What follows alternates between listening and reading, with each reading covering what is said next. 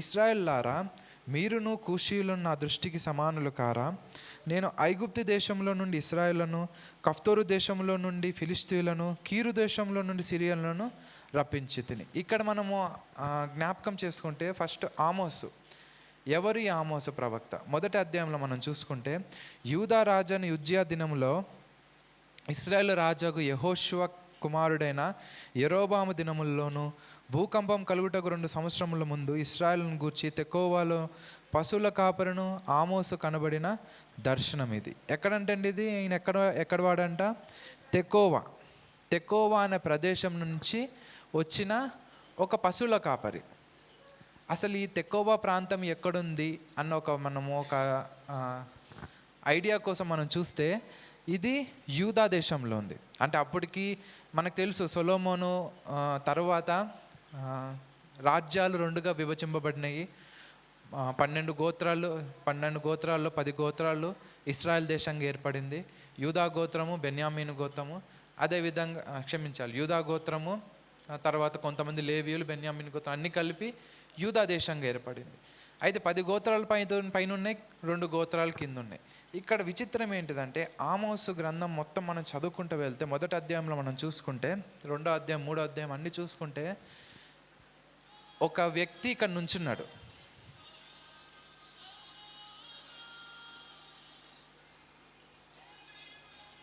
క్షమించాలి, అది డిస్ప్లే పోయింది, దాన్ని ఆపడానికి కూడా అవ్వట్లేదు, క్షమించాలి. అయితే ఇక్కడ మనం చూసుకుంటే, ఒక మొదటి అధ్యాయం, 2వ అధ్యాయం, 3వ అధ్యాయం, 4వ అధ్యాయం అన్నీ చూసుకుంటే, మనం ఇక్కడ చూడగలిగింది ఏంటిదంటే, ఆమోస్కి అమ్మకి తీసుకెళ్ళి మనం ఇక్కడ చూసుకుంటే అమ్మకి ఇచ్చేసి క్షమించాలి. ఇక్కడ 4 అధ్యాయాలు మనం చూసుకుంటే, ఆమోసు తెకోవా ప్రాంతానికి చెందిన వ్యక్తి. ఈ తెకోవా ప్రాంతం ఎక్కడుంది అంటే యూదా దేశంలో ఉంది. కానీ ఈ పుస్తకం ఎవరికి రాయబడింది? ఇశ్రాయేలుకి రాయబడింది. అంటే విచిత్రం మనకి ఇక్కడ జ్ఞాపకం చేసుకోవాల్సింది ఏంటిదంటే, ఇశ్రాయేల్ దేశానికి ఒక ప్రవక్తని దేవుడు ఎక్కడి నుంచి పంపించాడు? యూదా దేశం నుంచి పంపించాడు. అంటే 10 గోత్రాల్లో ఒక వ్యక్తి దొరకలేదు. ఇందాక మన స్టీఫెన్స్ అని చెప్తూ వాక్యము అక్కడ ఏమనుందంటే, ఒక్కడు కూడా లేడంట. దేవుడు వెతుకుచున్నాడు. ఆకాశం నుంచి కింద చూస్తుంటే ఒక్కడు కూడా కనిపించట్లేదంట దేవునికి. సిమిలర్గా ఇక్కడ కూడా చూసుకుంటే, ఇశ్రాయేల్ దేశం అంతటిని చూస్తున్నాడు దేవుడు, వారికి ప్రవక్తగా పంపించడానికి ఒక్క వ్యక్తి కూడా కనిపించట్లేదంట. ఇందాక యాకోబు అంకుల్ కూడా అన్నారు, బండ సందుల్లో నుంచోడానికి ఎవరు లేరు, ఎర్రలు వచ్చేసినాయి వాళ్ళకి, దాన్ని పూడ్చడానికి ఎవరు లేరు. సేమ్ ఇక్కడ కూడా మనం జ్ఞాపకం చేసుకుంటే, ఇశ్రాయేల్ దేశము నాశనం అయిపోతుంది, కానీ ఆ నాశనంలా కనిపించట్లేదు. మనము మొదటి అధ్యాయం, 2వ అధ్యాయం, 3వ అధ్యాయం చూసుకుంటే అక్కడ మనకి 8 దేశాలు కనిపిస్తాయి. మొదటిగా సిరియా దేశం, డమస్కు గురించి మాట్లాడతాడు. తర్వాత తూరు దేశం, 3వసారి తూరు దేశం గురించి మాట్లాడతాడు. అమోనియల్ గురించి మాట్లాడతాడు. తర్వాత మోయాబిల్ గురించి మాట్లాడతాడు. ఎదోమీల్ గురించి మాట్లాడతాడు. ఇవన్నీ మాట్లాడేటప్పుడు అక్కడ ఉన్న వారందరూ కేకలు వేస్తూ ఆనందంగా పడి ఉంటారు. ఎందుకంటే ఆయన ఏమంటున్నాడు, దమస్కు 3-4 సార్లు చేసిన పాపం కొరకు నేను దాన్ని శిక్షిస్తాను, తర్వాత సిరియా 3-4 చేసిన పాపాల కొరకు నేను దానికి శిక్షిస్తాను అని చెప్పుకుంటూ, ఇవన్నీ దేశాలు ఏంటిది? వాటి చుట్టుపక్కల ఉన్న దేశాలు. ఇప్పుడు ఇశ్రాయేల్ పక్కనున్న దేశము అమోరీల దేశము, కింద చూసుకుంటే మోయాబ్ దేశం ఉంటుంది, దాని కింద చూసుకుంటే ఇదోమ్ దేశం ఉంటుంది, తర్వాత యూదాకి పక్కన గాజా ఉంటుంది, యూదాకి పైన ఇశ్రాయేల్ దేశం ఉంటుంది, యూదాకి పైన తూరు దేశం ఉంటుంది. అంటే ఇవన్నీ ఏంటిదంటే, దేవుడు ఏం చెప్తున్నాడంటే, మీ చుట్టుపక్కల ఉన్న దేశాలకి నేను జడ్జ్మెంట్ ఇవ్వడానికి రెడీగా ఉన్నాను. అంటే నేను వారికి తీర్పు తీర్చడానికి రెడీగా ఉన్నాను. అందరు కేకలు వేస్తుంటారు. 7వ దేశం పేరు వచ్చేసరికి ఒక్కొక్కరికి మాట ఆగిపోయి ఉంటుంది. ఎందుకంటే, యూదాయ దేశమా, నువ్వు చేసిన 3-4 పనుల విషయము నేను నీకు తీర్పు తీర్చబోచున్నాను. తర్వాత ఇశ్రాయేల్ దేశమా, నువ్వు చేసిన 3-4 పనుల కొరకు నేను నీకు తీర్పు తీర్చబోచున్నాను. నాకు తెలిసి అందరు సైలెన్స్ అయిపోయి ఉంటారు. అంటే ఇక్కడ మనం జ్ఞాపకం చేసుకోవాల్సింది ఏంటిదంటే, ఆమోసును అక్కడ ఇశ్రాయేల్ దేశం మీద తీర్పు ప్రకటించడానికి, లేదా నేను చూస్తున్నాను మిమ్మల్ని పరిశీలిస్తున్నాను, నేను మీ మీద కనుదృష్టి ఉంచాను అని చెప్పడానికి ఇస్రాయెల్ దేశంలో ఒక్క ప్రవక్త దొరకలేదు ఆయనకి. యూదా దేశం నుంచి ఒక ప్రవక్తని ఎన్నుకున్నాడు, ఆమోసు అనే ప్రవక్తని. తర్వాత 2 సంవత్సరాలు మనం చూసుకుంటే హోషేయ కూడా అదే సమయంలో ప్రకటించినట్టు మనం చూసుకుంటాం. 2 సంవత్సరాల తర్వాత హోషేయను కూడా దేవుడు ఎక్కడ ఈసారి ఇస్రాయెల్ దేశంలోంచి లేపాడు ఆయన. ఇద్దరు ఒకటే ప్రకటించారు, ఏంటిదంటే నాశనం రాబోతున్నది, జాగ్రత్తగా ఉండండి, జాగ్రత్తగా చూడండి. అయితే ఇక్కడ మనం కూడా జ్ఞాపకం చేసుకోవాల్సింది ఏంటిదంటే దేవుడు ఈరోజు మనతో ముందుంచింది ఏంటిదంటే దేవుడు మనల్ని చూస్తున్నాడు, దేవుడు మనల్ని పరిశీలిస్తున్నాడు, దేవుడు మన పైన కనుదృష్టి ఉంచాడు. ఈ 3 వాక్యాలు మనం ఎప్పుడు మర్చిపోకూడదు. మనం ఏ పని చేస్తున్నామో, మనం ఎలా జీవిస్తున్నామో, మన నడత ఎలాగుందో. ఎందుకంటే 3 విషయాలు దేవుడు ఏం చెప్తున్నాడంటే నేను నిన్ను చూస్తున్నాను, నేను నిన్ను పరిశీలిస్తున్నాను, నేను నీ పైన కనుదృష్టి ఉంచాను. ఎందుకంటే ఇక్కడ మనం చూసుకుంటే విచిత్రం ఏంటిదంటే ఆయన ఏమంటున్నాడంటే ఇశ్రాయేల్లేరా, నేను మిమ్మల్ని ఎన్నుకున్నాను కరెక్టే, నేను అబ్రహాముని ఎన్నుకున్నాను. ఆయన పొద్దున్న చూసాం నెహెమ్యా అంకుల్ చెబుతూ 12వ అధ్యాయం 2వ వచనం, అదే 18వ అధ్యాయం 7వ వచనంలో ఏమని ఉంటుందంటే అక్కడ నేను అబ్రహాము ద్వారా సర్వ లోకానికి ఆశీర్వాదం కలుగజేస్తాను. అబ్రహాము నన్ను ఒక వ్యక్తిని ఎన్నుకున్నాడు, నేను సర్వలోకానికి ఆయన ద్వారా అందరిని ఆశీర్వదిస్తాను. అబ్రహాము నుంచే యేసుప్రభు వారు వచ్చారు, యేసుప్రభు వారి నుంచే రక్షణ వచ్చింది. ఆ రక్షణకర్త ద్వారా మనకందరికీ ఒక మార్గం ఏర్పడబడింది. ఆ మార్గమైన రక్షణ మార్గము మనకి ఒక హోప్ ఉంది, మనకి ఒక నిరీక్షణ ఉంది. ఏంటిది? మనం అందరము ఒక చోటుకి వెళ్తామని. అయితే ఇక్కడ మనం జ్ఞాపకం చేసుకోవాల్సింది ఏంటిదంటే దేవుడు ఇంత సూటిగా ఎందుకు మాట్లాడుతున్నాడంటే ఆమోస్ నుంచోబెట్టుకుని 8వ అధ్యాయం 11వ వచనంలోకి చూసుకుంటే ఏమంటాడంటే రాబో దినముల్లో నేను మీకు కరువు కలుగజేస్తాను. ఆ కరువు నీరు లేకపోతేనో, ఆహారం లేకపోతేనో, లేకపోతే ఇంకేవో లేకపోతే వచ్చే కరువు కాదు. అది ఏం కరువు అంటే వాక్యము దొరకక వచ్చే కరువు అని చెబుతూ కిందకు వచ్చి ఏమంటాడంటే ఇశ్రాయేలు, నేను మిమ్మల్ని ఎన్నుకున్నాను కరెక్టే, మీ ద్వారా సమస్త ప్రపంచాన్ని నేను ఆశీర్వదిస్తానని చెప్పాను కరెక్టే, కానీ మిమ్మల్ని మీరు హెచ్చించుకుంటున్నారా, మిమ్మల్ని మీరు పైకి నిలబెట్టుకుంటున్నారా అని చెప్తే ఆయన ఏమంటున్నాడంటే మీరును కూషీయులను, మీరును ఐగుప్తీయులను, మీరును ఫిలిస్తీయులను, మీరును సిరియనులను నా దృష్టికి ఒక్కటే. నాకు తెలిసి వాళ్ళందరూ విచిత్రపోయి ఉంటారు, ఏంటి దేవుడు మమ్మల్ని సిరియనులతో పోలుస్తున్నాడా, మేము సిరియనులు సమానులు అంటున్నారా, మేము దమస్కులో ఉన్న వాళ్ళు సమానులు అంటున్నాడా దేవుడు, మేము ఫిలిస్తీన్లు తెలుసు కదా మనకు, వాళ్ళు ఎన్నిసార్లు యూదా దేశం మీదకి లేకపోతే ఎన్నిసార్లు ఇశ్రాయేల్ దేశం మీదకి వచ్చారో మనం చూసుకోగలము. ఫిలిస్తీన్లు వాళ్ళకి అర్థం కానిది ఏంటిది, దేవుడు మమ్మల్ని ఫిలిస్తీన్లని, మమ్మల్ని కూషీలను, అంటే మమ్మల్ని ఫిలిస్తీన్లని, మమ్మల్ని సిరియన్లని సేమ్గా చెప్తున్నాడు దేవుడు, సేమ్గా ఎంచుకుంటున్నాడు దేవుడు. అంటే ఇక్కడ మనం జ్ఞాపకం చేసుకోవాల్సింది ఏంటిదంటే దేవుడు మనల్ని ఎన్నుకున్నంత మాత్రాన మనం ప్రత్యేకింపబడ్డాము, కానీ ప్రత్యేకించిన వారం కాదు మనం. కరెక్ట్, దేవుడు మనల్ని ప్రత్యేకించుకుని మనకి ఒక స్థితిలో ఉంచాడు దేవుడు. అంత మాత్రాన ఆయన తీర్పు మన మీద ఉండదని కాదు. మనం ఏమైనా చేసేయచ్చు, నన్ను ఎవడు చూడడు, ఎందుకంటే దేవుడు నన్ను ఏర్పాటు చేసుకున్నాడు అని అనుకోవడం మన యొక్క భ్రమ. అది దేవుడు మనల్ని ఎన్నుకున్నాడు, కాకపోతే మనం ఎంతనో మిగతా వాళ్ళు అంతే, ఇంకా వాళ్ళకి ఇంకా కొంచెం ఎక్కువ రవ్వు ఉంటుంది. దేవుడు ఏమంటాడంటే నేను నీతో 1000 సార్లు మాట్లాడాను, లేదా నీతో ఒక 10,000 సార్లు మాట్లాడాను, నీలో మార్పు లేదు, కానీ నేను వారితో ఒక్కసారి కూడా మాట్లాడలేదు. సో వారి మీద నాకు కనికరం కలగచ్చు, కానీ నీ మీద కనికరం కలిగే ఆస్కారం లేదు. సో ఇప్పుడు దేవుడు అక్కడ సిరియన్లకు తీర్పు తీర్చాడు, ఎదోమీయులకు తీర్పు తీర్చాడు, వారికంటే బలముగా ఇశ్రాయేలుకు తీర్పు తీర్చాడు. ఎంత బలంగా తీర్చారంటే ఇశ్రాయేలు గోత్రాలు నేటికి కనిపెట్టడం కష్టం వారికి. అంటే ఉన్నారు, మనం చూసుకుంటే అన్న ఏదైతే మనకి మత్తయి సువార్తలో స్త్రీ కనిపిస్తుందో, అన్న స్త్రీ, ఆమె ఆషేరు గోత్రం. చెప్పాలంటే ఆషేరు గోత్రం కనుమరుగైపోవాలి, కానీ ఉన్నారు. కాకపోతే వారికి ఒక ప్రాంతం అనేది లేదు. యెరికో పట్టణానికి వెళ్ళకముందు యొర్దాను నదికి యువతల 3 గోత్రాలకు దేవుడు ఇచ్చాడు. రుబేనీలకు ఇచ్చాడు, యోసేపు కుమారుడైన మనష్షే తమ్ముడు ఎఫ్రాయిముకి ఇచ్చాడు, రూబేనుకి, ఎఫ్రాయిముకి, తర్వాత దానుకు కాదు, ఇంకొక గోత్రానికి, మన ఎవరు, బిల్దా కుమారుడు, బిల్దా పెద్ద కుమారుడు, ముగ్గురికి దేవుడు ఆ ప్రాంతాన్ని ఇచ్చాడు. కానీ ఈరోజు చూసుకుంటే ఆ ప్రాంతం లేదు. గిలాదు అనే ప్రాంతాన్ని ముగ్గురికి ఇచ్చాడు దేవుడు. వాళ్ళు ఆ కనాను దేశంలో అడుగు పెట్టక ముందు ఆ ముగ్గురు గోత్రాలు అక్కడ ఆగిపోయారు. తర్వాత యెహోషువతో వచ్చి యుద్ధం చేశారు.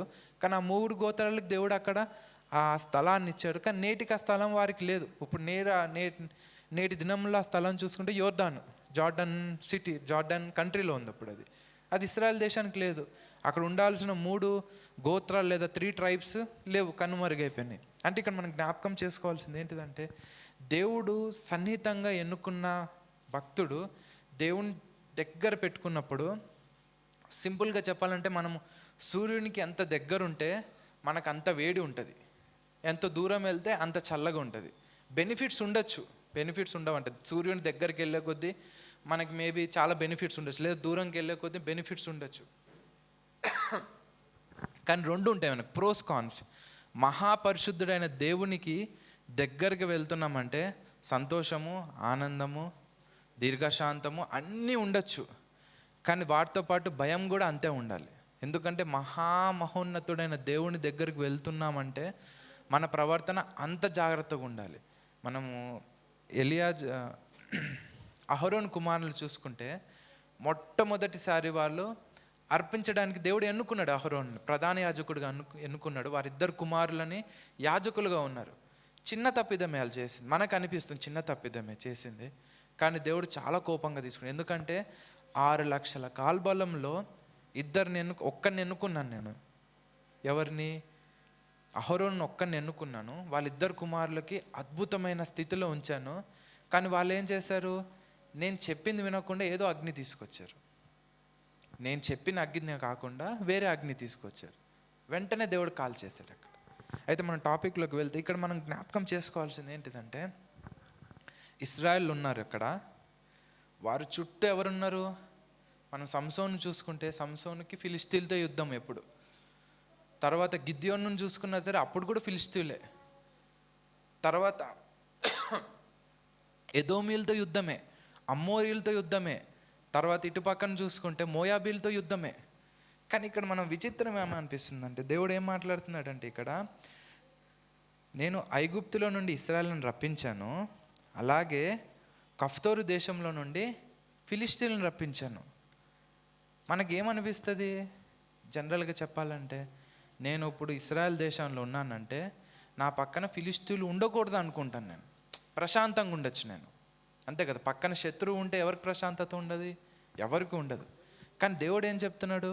నేను తీసుకొచ్చి నేను కనాన్లో పెట్టాను, అంతేకాదు నీ పక్కన ఎవరైతే నీ శత్రువులు ఉన్నారో వారిని కూడా కఫ్తోరు నుంచి నేనే తీసుకొచ్చాను, ఎవరో తీసుకురాలేదు. వారి మీద కూడా నాకు కనికరం ఉంది.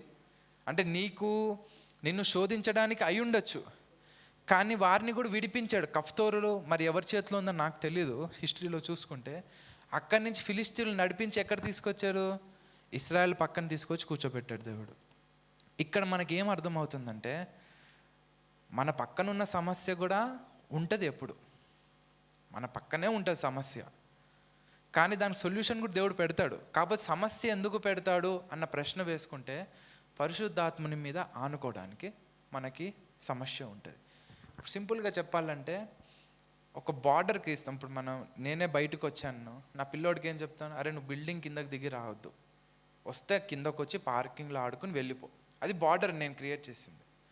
వస్తే ఏమవుతుంది? వెహికల్స్ ఏమో వస్తే గుద్దేస్తాయి, లేకపోతే ఎవరో వచ్చి ఎత్తుకెళ్ళిపోతారు. ముందే పిల్లలు ఎత్తుకెళ్ళిపోయేవారు ఎక్కువ ఉన్నారని. సో నేనేం చెప్తాను? ఒక బార్డర్కి ఇస్తాను. ఎందుకు? వాడి మంచికి. దేవుడు కూడా మనకు ఒక బార్డర్ గీస్తాడు. బార్డర్ గీసి ఎక్స్ట్రా ప్రొటెక్షన్గా ఆ బార్డర్ అవతల కొంతమందిని పెడతాడు దేవుడు. ఎందుకు? మనం దాటి వెళ్ళకూడదు. దాటి వెళ్ళడానికి ప్రయత్నించినప్పుడు ఏమవుతుంది? అవ్వాల్సింది అవుతుంది. అయితే ఎలా ప్రయత్నించగలం, ఎలా దాటగలము? పరిశుద్ధాత్మ మీద అనుకోవాలి.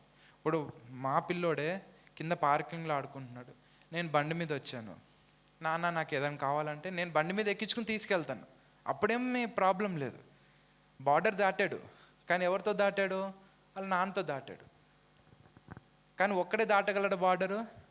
దాటలేడు. దాటితే నష్టం ఉంటుంది, కష్టం ఉంటుంది. అయితే ఇక్కడ మనం జ్ఞాపకం చేసుకోవాల్సింది ఏంటిదంటే, ఇశ్రాయేలుని దేవుడు ఎలాగైతే నడిపించాడో ఫిలిష్తీయులను నడిపించి వాళ్ళ పక్కన బల్లెంలాగా పెట్టాడు దేవుడు. బల్లెంలాగా ఎందుకు పెట్టాడు? వీళ్ళందరూ దేవుని మీద ఆనుకోవాలని ఆశ. అంటే వాళ్ళు బయటికి వెళ్ళేటప్పుడు, దేవా నువ్వు నాతో రా. మోషే అదే చేశాడు. నువ్వు వస్తే కానీ నేను వెళ్ళను, నా దూత వస్తుందిలే అయ్యా, నువ్వు నేను వచ్చానంటే అందరిని చంపేస్తాను, నాకు చాలా కోపంగా ఉందంటాడు.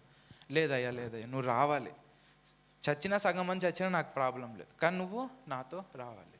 ఎలీషా కూడా అంతే, నేను నిన్ను వదలను. ఏలియా అంటాడు, నేను అక్కడికి వెళ్తాను, బేతేల్కి వెళ్తాను. ఫస్ట్ రోజు విన్నాం మనం వాక్యం, అద్భుతంగా చెప్పారు ఆయన. నేను అక్కడికి వెళ్తాను. లేదు నేను వస్తాను. నువ్వు ఇక్కడ ఉండయ్యా, నేను అక్కడికి వెళ్తాను. లేదు నేను వస్తాను. ఎందుకు? ఆయనకి ఆశ. అది ఒక రకమైన ఏమంటారు, ఆరాధన. మనం ఆయన మీద ఆనుకుంటే చాలా ఆనందం ఆయనకి. అంటే అంటే ఆయనను ఒక రాజుగా మనము గుర్తించగలగాలి. అయితే ఇక్కడ దేవుడు మనతో జ్ఞాపకం చేసుకునేది ఏంటిదంటే, నాకు మీరు కానీ ఫిలిష్తీయులు కానీ వేరు కాదు అని చెప్తూ మనము కొత్త నిబంధనలోకి వస్తే యేసు ప్రభువారు కూడా ఒక అద్భుతమైన ఉపమానం చెప్తాడు అక్కడ. ఎలా అంటే, మనము 4వ అధ్యాయం, సమయం లేదు నేను మామూలు చెప్పేస్తాను మీకు. 4వ అధ్యాయం మొత్తం చూసుకుంటే, 4వ అధ్యాయంలో దేవుడు బాప్తిసం తీసుకున్న తర్వాత పరిశుద్ధాత్ముడు ఆయన మీదకి వస్తాడు. పరిశుద్ధాత్మ దేవుడు ఆయన మీదకి వచ్చిన తర్వాత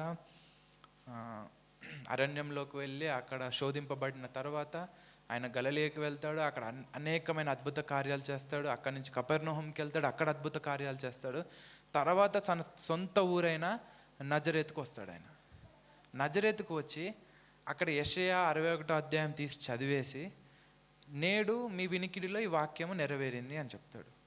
చెప్తే అందరూ ఒకరు చూసుకుంటారు. నువ్వేనా అక్కడ ఆ పని చేసింది, ఇక్కడ నువ్వు ఈ పని చేసింది, అక్కడ వాళ్ళని ఎవరన్నా స్వస్థత పరిచావంట, ఇక్కడ నువ్వు స్వస్థత పరిచావంట, నువ్వేనా చేసింది? చిన్నప్పుడు నేను చూస్తున్నా, నేను వడ్రంగి కుమారుడు కదా నువ్వు. నీకు ఒక సింపుల్గా చెప్పాలంటే, నీకు క్రికెట్ ఆడితే నీకు బౌలింగ్ వేయడానికి రాదు అంటే వీక్నెసెస్. కానీ దానికి దీనికి సంబంధం ఉందా? ఎందుకు? ముందు ఏమని రాయబడింది అక్కడ? పరిశుద్ధాత్మ దేవుడు ఆయన్ని ఆవరించుకొని ఆయన నడిపించి అక్కడి నుంచి పరిశుద్ధాత్మ దేవుని కార్యం స్టార్ట్ అయింది. 30 ఏళ్ల క్రితం ఉన్న యేసుప్రభు వారు, 30 ఏళ్ళ తర్వాత యేసుప్రభు వారు వేరు. ఎందుకంటే 30 ఏళ్ళ తర్వాత ఆయన పరిశుద్ధాత్మ దేవుడు ఆయన మీద ఉన్నాడు. అక్కడి నుంచి దేవుని యొక్క నిజమైన కుమారుడిగా ఆయన జీవించడం స్టార్ట్ చేస్తాడు. ఆయన యొక్క పని ప్రారంభించబడింది. అయితే ఇక్కడ మనం జ్ఞాపకం చేసుకోవాల్సింది, ఆయన ఏమంటాడంటే సింపుల్గా 2 వాక్యాలు చెప్తాడు. అయ్యా, ఎలీషా దినములలో పెద్ద కరువు వచ్చింది, ఇశ్రాయేల్ దేశంలో విధవరాళ్ళు లేరా? చాలామంది ఉండుంటారు కదా. కానీ దేవుడు ఎక్కడికి పంపించాడు? సారెపాతుకు స్త్రీ దగ్గరికి. ఎందుకు పంపించాడు? ఎందుకంటే మీ అవిశ్వాసాన్ని బట్టి. సొంత ప్రవక్త ఉన్న ప్లేస్లో మీరు విలువ ఇవ్వరు. ఆయన చెప్పిన మాటలు యేసుప్రభు. 2వ ఉదాహరణ తీసుకుంటాడు. ఏమంటాడంటే, ఇశ్రాయేల్ దేశాల్లో కుష్ఠరోగులు లేరా? చాలామంది ఉన్నారు. కానీ ఎలీషా సమయంలో కేవలం నామాను మాత్రమే ఎందుకు, సిరియా వాడైన నామాను మాత్రమే ఎందుకు స్వస్థత పొందాడు? నయమాన్ మాత్రమే ఎందుకు స్వస్థత పొందాడు? ఎందుకంటే ఇశ్రాయేల్లో కుష్ఠరోగులకి విశ్వాసము లేదు. అంటే ఇక్కడ మనం జ్ఞాపకం చేసుకోవాల్సింది ఏంటిదంటే, దేవుడు మనతో మాట్లాడేది ఏంటిదంటే, అదే రకంగా మనము తర్వాత కూడా చూసుకుంటే, యేసుప్రభు వారు యాకోబు బావి దగ్గర సమరయ స్త్రీ దగ్గరికి వెళ్ళాడు. అప్పుడు స్త్రీలు లేరా ఇశ్రాయేల్ దేశంలో? యూదా దేశంలో స్త్రీలు లేరా? ఎందుకు సమరయ స్త్రీ దగ్గరికి వెళ్ళాడు? అంటే ఇక్కడ మనం జ్ఞాపకం చేసుకోవాల్సింది ఏంటిదంటే, యేసుప్రభు వారు చెప్పదలుచుకునేది ఏంటిదంటే, ప్రవక్త తన సొంత ఊరిలో చీప్గా ఉంటాడు. సింపుల్గా చెప్పాలంటే చీప్. ఎందుకంటే అవైలబిలిటీ, చాలాసార్లు చెప్పాడు మనకి యాకోబు అంకుల్ కూడా. అవైలబిలిటీ కళ్ళ ముందు ఎప్పుడు కనిపించినప్పుడు చీప్ అయిపోతాం మనం. మెయిన్ చీప్ ఎందుకు అయిపోతాం? వీక్నెసెస్ తెలుసు మనకి. సింపుల్గా చెప్పాలనుకుంటే, నేను నుంచున్నాను, నేను నత్తోడిని అనుకోండి, నేను వాక్యం చెప్తున్నానంటే అందరు, అరే 10 సంవత్సరాల నుంచి చూస్తున్నావు, ఈడు సా పలకడానికి రాదు, ఈడు నుంచుని వాక్యం చెప్తున్నాడు. పా పలకడానికి రాదు, ఈడు నుంచుని వాక్యం చెప్తున్నాడు. ఆడికి నాలుగే తిరగదు, నుంచుని వాక్యం చెప్తున్నాడు. అంటే అక్కడ వాక్యానికి విలువ ఇవ్వరు, చెప్పే పర్సన్కి. ఎందుకు? కళ్ళ ముందే ఉన్నాడు, కళ్ళ ముందే కనిపిస్తున్నాడు. అంటే ఇక్కడ దేవుడు ఈరోజు మనతో మాట్లాడేది ఏంటిదంటే, మన విశ్వాసము ఎవరి మీద ఉంది, ఎలాగుంది అనేది ప్రశ్న దేవుడు ఈరోజు మనతో వేస్తున్నాడు. మనం నిజంగా పరిశుద్ధాత్మ దేవుని మీద ఆధారపడి ఉన్నామా లేదా అన్న ఒక ప్రశ్న దేవుడు మన ముందు ఈరోజు ఉంచుతున్నాడు. దేవుడు ఏమంటున్నాడంటే, నాకు మీరెంతనో పక్కన వారు అంతే. దేవుడు మనల్ని ఎన్నుకున్నాడు, కరెక్టే, కానీ మనలో ఆ విశ్వాసం ఉందా లేదా అన్న ప్రశ్న దేవుడు ఈరోజు మనకు వేస్తున్నాడు. మనలో ఆ విశ్వాసం లేకపోతే దేవుడికి పెద్ద విషయం కాదు, ఇశ్రాయేలును వదిలేసి ఫిలిష్తీయులను పట్టుకోవడానికి పెద్ద విషయం కాదు, అదే చెప్తున్నాడు. అదేవిధంగా మనము రోమాలో కూడా చూసుకుంటే అక్కడ ఏమైనా ఉంటుందంటే, మంచి ఒలివ మొక్కలు నరికేసి అడవి ఒలివ మొక్కలను మనని నాటుకట్టాడంట దేవుడు, అంటుకట్టాడంట. ఒక్కసారి ఆ మాట చూసుకుందాము. అందరికి తెలిసిన వాక్యం, అది కొత్త ఎవరికి కాదు. 7వ అధ్యాయంలో అనుకుంటాం, 7:5.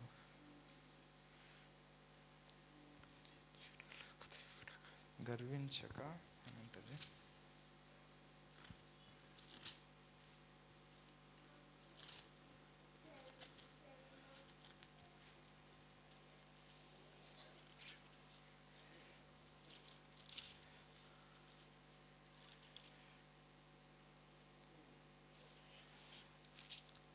సర్లే, నేను మళ్ళా చెప్తానండి, సమయము వృధా చేయడం ఇష్టం లేదు నాకు.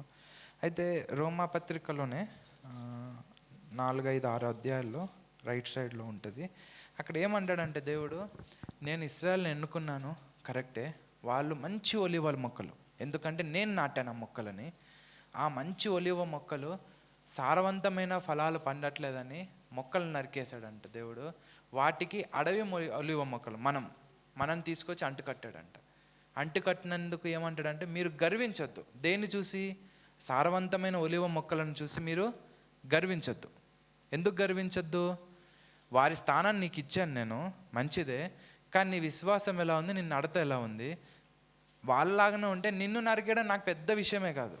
నేను నాటిన మొక్క యొక్క కొమ్మలనే నరికేసినప్పుడు పక్క నుంచి పీక్కొచ్చిన కొమ్మలు నరకడం నాకు పెద్ద బాధ అనిపించదు, దేవుడు మాట్లాడిన మాటలు. అయితే ఇక్కడ మనం జ్ఞాపకం చేసుకోవాల్సింది ఏంటిదంటే, దేవుడు మాట్లాడేది ఇశ్రాయేల్ ఎంతనో ఫిలిష్తీయులు అంతనే. నేను ఫిలిష్తీయులను తీసుకొచ్చి ఇశ్రాయేల్ పక్కన పెట్టింది కారణం ఏంటిదంటే, వారు ఇశ్రాయేల్ నా మీద అనుకోవాలి. వారికి రాజు ఒకరు ఉండకూడదు, నేనే రాజుగా ఉండాలి వారికి. నేనే రాజుగా వారిని ఐగుప్తు నుంచి కనాను దేశానికి నడిపించింది నేను. వారికి న్యాయాధిపతిగా నేను ముందు నడిచింది నేను. వారికి యుద్ధాన్ని చేసింది నేను. ఎరుకో పట్టణాన్ని నాశనం చేసింది నేను. హాయి పట్టణాన్ని నాశనం చేసింది నేను. రాజుగా నేను ముందు నుంచి నడిచాను. వారికి రాజు నేనే అవ్వాలి. వారు నా మీద ఆనుకోవాలంటే వారి చుట్టూ ఉన్నవారు, వారికి ఒక బార్డర్ గీస్తానని చెప్పి దేవుడు గీశాడు. వారు ఆ బార్డర్ని దాటారు. మనము ఆమోస్ గ్రంథం అంతా చూసుకుంటే గాజా వారికి కానీ మిగతా వారికి, ఎవరికి, దమస్కు వారికి, గాజా వారికి, ఎదోమీయులకి, అమోరీయులకి, మోయాబీలకి అందరికీ ఏమని చెప్తాడంటే, మీరు చేసిన పనులను బట్టి, మీరు చేసిన హింసను బట్టి, మీరు చేసిన క్రూరత్వాన్ని బట్టి నేను మిమ్మల్ని తీర్పు తీర్చాలనుకుంటున్నాను అంటాడు. కానీ ఇశ్రాయేలుకి ఏమంటారంటే, మీరు చేసిన అన్యాయంను బట్టి, మీరు బీదలకు చూపుతున్న చూపని కనికరంను బట్టి, అంటే లెవెల్స్ చూడండి. వారేమో కొంతమందిని చంపేశారని, అన్యాయంగా ఆక్రమించుకున్నారని, లేకపోతే కొంతమందిని తుడిచేశారు అని చెప్పి వారికి శిక్ష విధించడానికి రెడీగా ఉన్నాడు. ఇశ్రాయేలుకి ఏంటంటే, మీరు అన్యాయం చేశారు. ఎలాగ అన్యాయం చేశారు? బీదలకు సహాయం చేయట్లేదు, బీదలకు న్యాయం తీర్చట్లేదు, బీదలను హింసిస్తున్నారు. గొప్పోళ్ళు అవుతున్నారు, పేదోళ్ళు అవుతున్నారు. దాన్ని బట్టి నేను మిమ్మల్ని తీర్పు తీర్చడానికి రెడీగా ఉన్నాను. అంటే ఇక్కడ దేవుడు మనతో మాట్లాడేది ఏంటిదంటే, ఈరోజు దేవుడు మనల్ని ఒక స్థానంలో ఉంచాడు. దేవుడు ఏర్పరచుకున్నా అన్నాడు. దేవుడు విశ్వాసులుగా మనల్ని తీర్చిదిద్దాడు. మనల్ని దేవుని కుమారులుగా, కుమార్తెలుగా మార్చుకోవడానికి దేవుడు ఇష్టపడి మనల్ని కూర్చోబెట్టుకున్నాడు ఒక స్థానంలో ఈరోజు. అయితే మనం ఎలా ఉన్నాం? గర్విస్తున్నామా? మిగతా వాళ్ళు ఇలాగ లేరని గర్విస్తున్నామా? లేకపోతే దేవుడి మీద విశ్వాసం ఉంచి, ఆయన నన్ను చూస్తున్నాడు, ఆయన నన్ను పరిశీలిస్తున్నాడు, ఆయన కనుదృష్టి నా మీద ఉందన్న భయంతో మనం మెలుగుతున్నామా లేదా అన్న ఒక ప్రశ్న దేవుడు ఈరోజు మన మీద వేస్తున్నాడు. దానికి మనంతట మనమే పరీక్షించుకోవాలి, మనంతట మనమే సమాధానం చెప్పుకోవాలి, మనంతట మనమే ప్రశ్న వేసుకోవాలి. ముందు ప్రశ్న వేసుకుంటేనే తర్వాత సమాధానం చెప్పగలం. మనము జ్ఞాపకం చేసుకుంటే దావీదును కూడా చూస్తే అక్కడ అంతమంది 1000 మంది ఉన్నారు, యుద్ధం నేర్చుకున్నవారు. యుద్ధం నేర్చుకొని ఒక బాలుడు తన అన్నలకి బాక్స్ తీసుకొచ్చాడు, రొట్టెలు తీసుకొచ్చాడో లేకపోతే తన తండ్రి పంపించిన ఏదో తినుబండారాలు తీసుకొచ్చి అక్కడ ఒక్క మాట విన్నాడు అంతే. ఏమని విన్నాడు ఆ మాట? గొలియాతు సవాల్ విసిరేస్తున్నాడు, మీలో ఎవడన్నా ఉంటే నాకు ఎదురుగా రండి, మన ఇద్దరం పోట్లాడదాము, గెలిచిన వాడిది జయం అని. ఆ మాటకి రోషం కలిగిన వాడు ఏమంటారు? అంతమంది ఉన్నారు, మరి వాళ్ళందరికీ రోషం లేదా? కేవలం దావీదుకు ఒక్కడికే రోషం ఉందా? ఏమంటాడంటే ఆయన, జీవము గల దేవుని సైన్యములను తిరస్కరించుటకు ఈ సున్నతి లేనివాడు ఏ పాటివాడు. అద్భుతమైన మాట. అందుకే దేవుడు ఊరికే అనలేదు, ఆయన నా హృదయానుసారుడు. అక్కడ ఆయన ఏంటిదంటే ఇశ్రాయేలును ఎదురిస్తున్నాడనో, లేకపోతే నా జనాంగం మీదకి వచ్చాడనో, లేకపోతే ఇంకేదో అని హట్ అవ్వలేదు. అక్కడ జీవము గల దేవుని సైన్యములను, జీవము గల దేవుని యొక్క సైన్యాన్ని, అంటే ఆయనను రాజుగా పెట్టాడు అక్కడ. సౌలు రాజే, కానీ సౌలు రాజుగా దావీదు గుర్తించలేదు. జీవము గల దేవుని సైన్యమును అంటే నా రాజుని ఎదిరించడానికి సున్నతి లేని, అంటే ఏంటిది, ఎన్నిక లేని ఈ ఫిలిస్తీయుడు, ఏర్పాటు లేని ఈ ఫిలిస్తీయుడు ఏ పాటివాడు? ఈరోజు నేను వాడిని చంపి వాడిని తలకి కాకులు గద్దలకు వేస్తానని. విచిత్రం ఏంటిదంటే ఆయన ఎన్ని రాళ్ళు తీసుకెళ్ళాడండి? 5 రాళ్ళు తీసుకెళ్ళాడు. అందరికి తెలుసు కదా. 5 రాళ్ళు ఎందుకు? అవిశ్వాసం అంటారా దావీదుకి? ఒక రాయి తీసుకెళ్తే అయిపోయేది కదా, జోబులు వేసుకుని. 5 ఎందుకు తీసుకెళ్ళాడు? అవిశ్వాసం అంటారా? అవిశ్వాసం అయి ఉండొచ్చు కదా, సమాధానం ఉందా దానికి? లేదు కదా, కానీ ఉంది. ఎందుకంటే ఎక్కడ ఉంటుంది మనకి సేఫ్టీ? కాదు సేఫ్టీ అనుకుంటా. సేఫ్టీ అంటే ఏంటిది? అవిశ్వాసం.